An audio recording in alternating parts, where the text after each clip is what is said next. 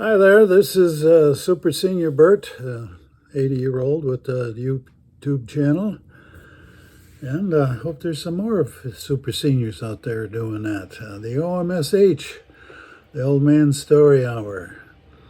I've got the two short ones here for you. Now, when I lived in Chicago, a very young boy, right up through college age, well, before that, my dad worked for the Penn Central Railroad. He was kind of like foreman on a conductor's crew. Conducting, now that's not passenger, that's freight.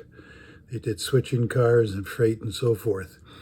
Originally worked for the Pennsylvania Railroad during World War II. He had a railroad deferment. They wanted him at home helping run the railroad, moving supplies across country. Then later, the New York Central and the Pennsylvania Railroad merged. Came close to losing his job because they dovetailed the seniority. Some of you my age are probably remembering that probably happened to your dad too. And then the two railroads were called the Penn Central. And he had some interesting stories, some I can't share with you, that happened on the railroad. But one of them, my dad goes back to the old railroad lanterns, where they'd swing the lanterns back and forth or circles, which would signal the engineer for different procedures, and then, of course, ultimately through the years, the technology changed, and he carried a two-way radio, a Motorola, very high quality, not a CB, no. This was probably an FM frequency. Very high quality, regulated by the FCC, FM. It was a two-way radio, very powerful. So they would communicate that way, which was a lot better than swinging a lantern up and down or back and forth, okay? Well, the radio was issued to him, so he had it at home, and they would communicate. Now, these two-way radios, were regulated by the FCC. You had rules to follow, language and so forth. You could not use foul language. If you could, the railroad in that section could lose their license to operate that radio.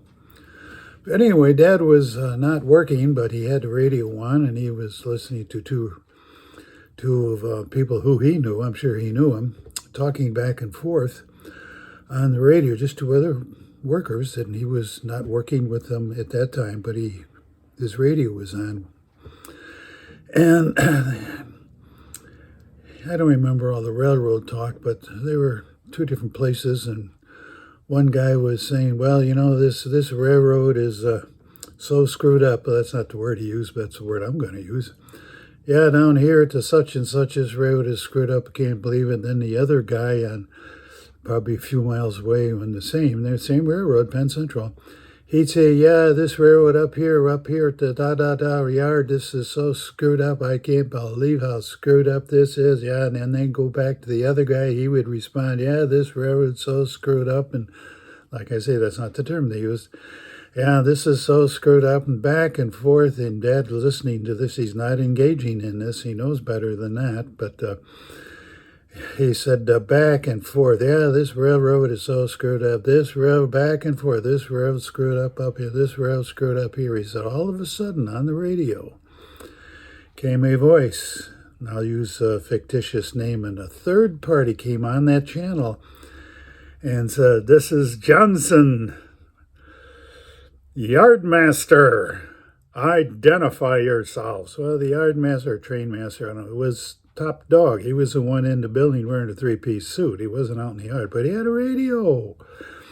And he got on and said just that. This is Johnson, Yardmaster. Identify yourselves. Dad said the radio got real quiet. Real quiet. He said I was sitting there kind of looking at the radio, not that it was a TV, but he says it was real quiet. He says all of a sudden, click, there was a transmission, and one of those two men that were talking back and forth, one of them realizing who Johnson Yardmaster was, they're in trouble. And then they realized that Johnson Yardmaster didn't know who they were.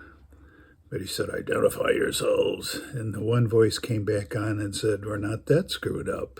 Click and disengage the conversation. Oh, they knew. They were listening. They thought if he knew who we were, he would have called us our name. Or what he should have done, this is Johnson, Yardmaster, report to my office immediately. Then you say, gee, does he know us or doesn't he? But he proved that he didn't have a clue who they were. So we're not that screwed up. Oh, my. Dad said he just laughed and laughed and laughed and laughed, and that was the end of it. What's he going to do? You can't trace the frequency. It's several radios that are issued out to him, you know. But anyway, another short one here.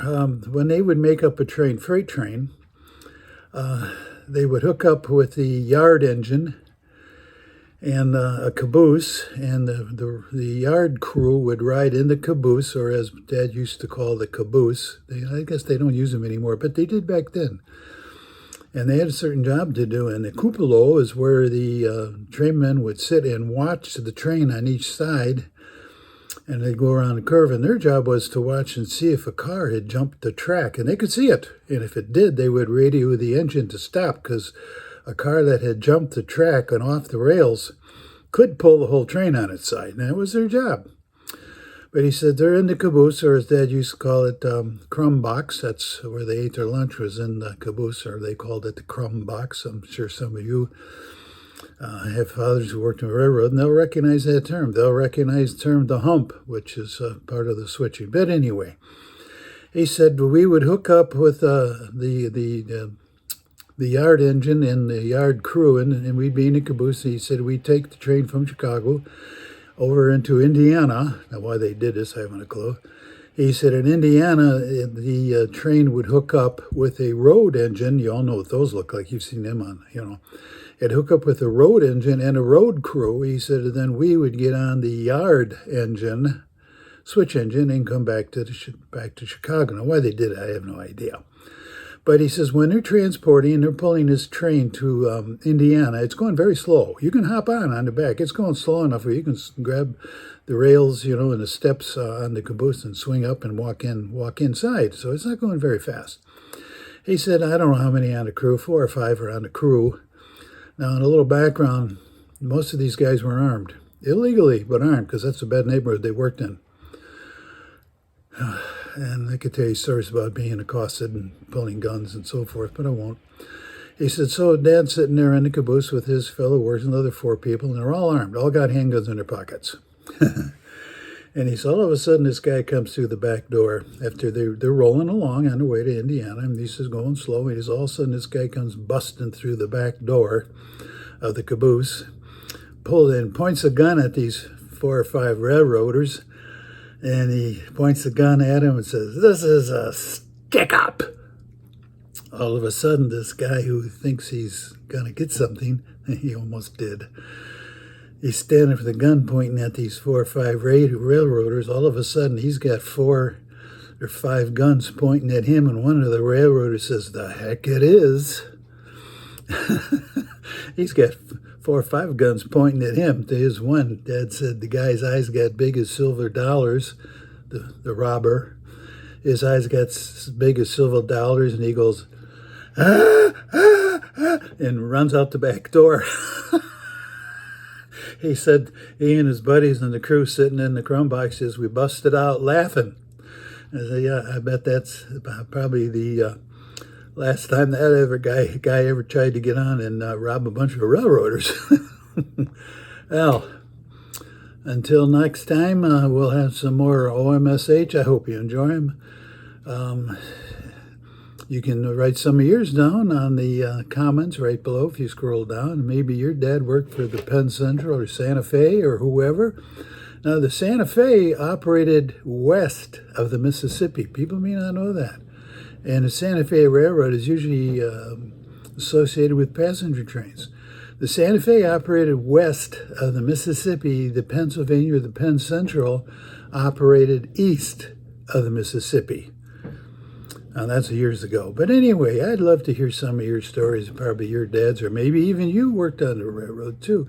And you may have some experiences. I won't share them on YouTube unless you say go ahead. But anyway, till next time with the OMSH, this is Super Senior Bird saying, catch you then.